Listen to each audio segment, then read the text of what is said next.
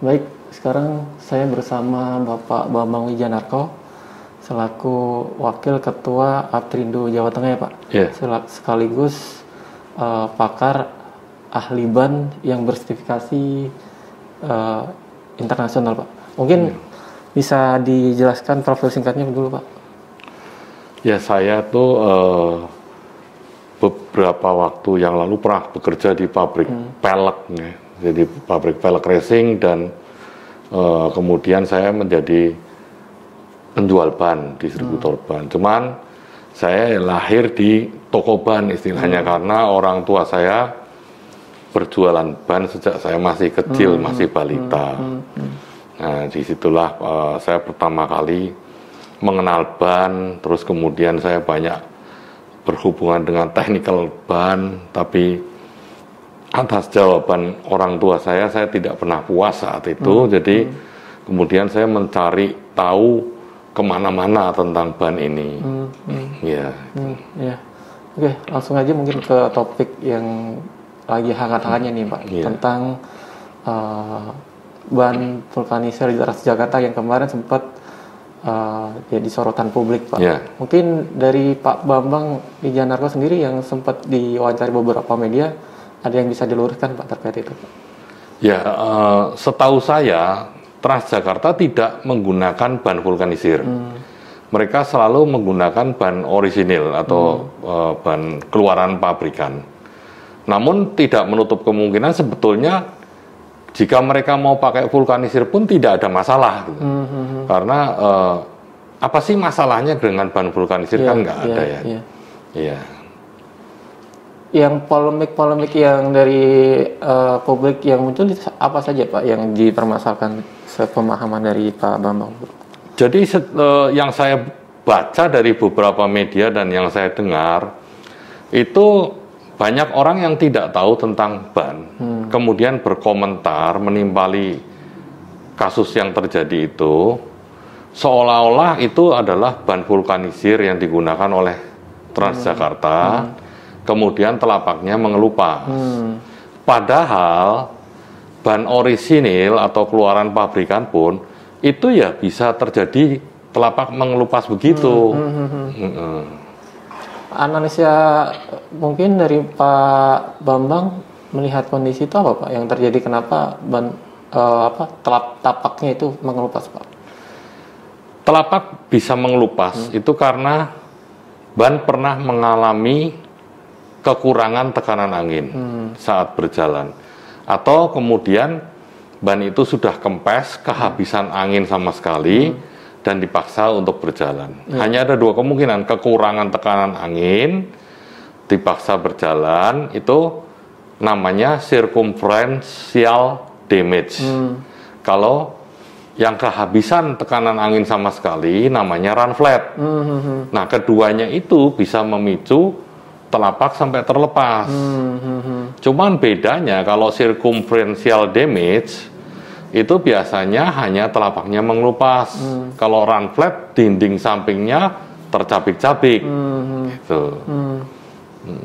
Nah, yang terjadi faktanya itu terlihat parah mungkin ya Pak, yang kelupasan dari ban itu ya Pak ya. Akhirnya saya mendengar cerita dari para wartawan yang sudah mewawancarai saya bahwa itu bannya sempat kempes duluan. Tapi kemudian oleh petugas disyaratkan untuk dipinggirkan supaya tidak tetap di jalur situ, membuat kemacetan. Nah, mungkin dalam waktu dia meminggirkan itu istilahnya digeladak ya. Jadi yang ban yang sudah kempes itu dilanjutkan berjalan. Nah, itulah terkelupasnya bagian telapak ban itu. Secara umum sebenarnya kalau untuk penggunaan ban vulkanisir diaplikasikan di bus itu, kalau di bus-bus lain juga digunakan Pak untuk antar provinsi atau yang lain Pak? Di bus-bus lain digunakan, cuman itu kan tergantung dari politik perusahaannya ya. Mau pakai ban vulkanisir atau tidak. Itu kan masing-masing perusahaan punya policy sendiri-sendiri. Nah, sebetulnya untuk keamanan ban vulkanisir sendiri mau diaplikasikan di truk dan bis itu nggak ada masalah. Cuma beberapa ahli mengatakan sebaiknya ditaruh di belakang, posisi belakang. Ya juga nggak ada masalah, nggak ada yang menghambat sebetulnya untuk dipakai. Ya. Kalau dari Pak Bambang melihat, apakah ada kelalaian dari sisi maintenance Pak, atau inspeksi sebelum kendaraan itu berjalan Pak?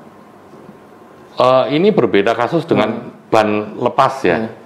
Kalau ban lepas itu bisa karena maintenance, ya kurang pengecekan kekencangan baut-baut rodanya. Tapi kalau ban kempes itu di mana saja bisa dialami secara tiba-tiba, Mas.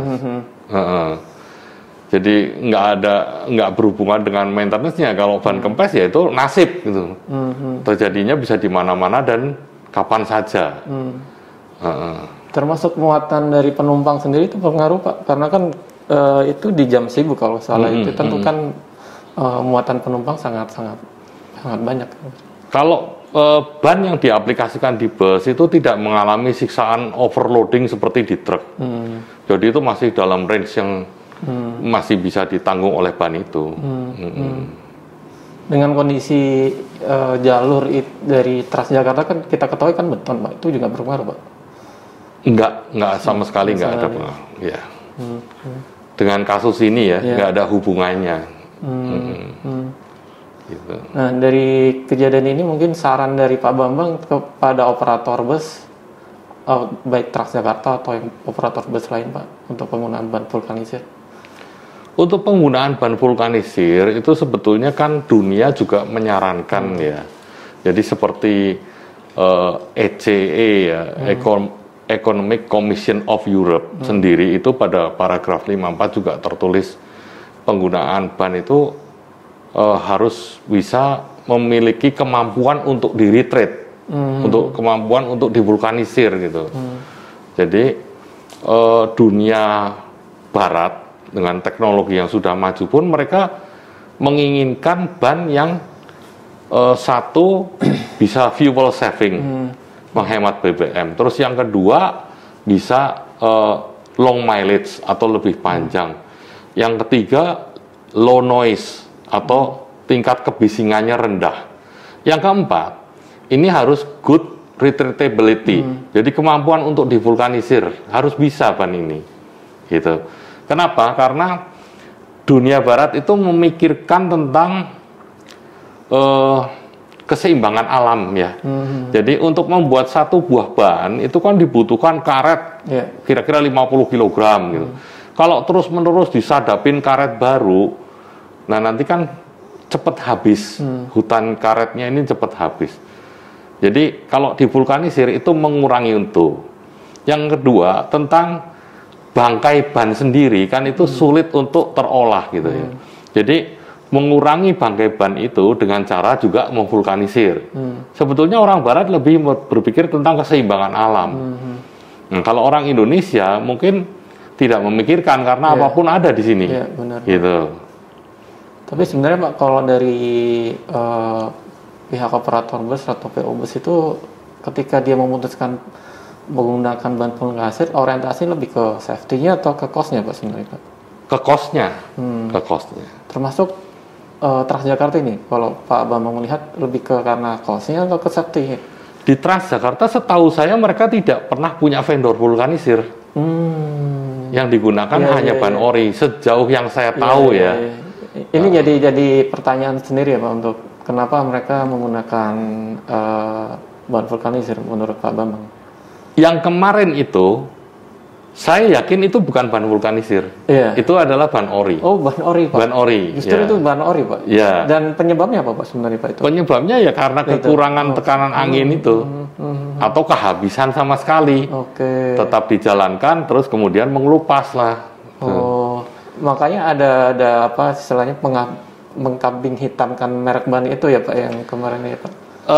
Ya kalau menurut saya kasus itu banyak ditimpali oleh kepentingan politik ya, entah politik dagang, entah politik apa gitu loh.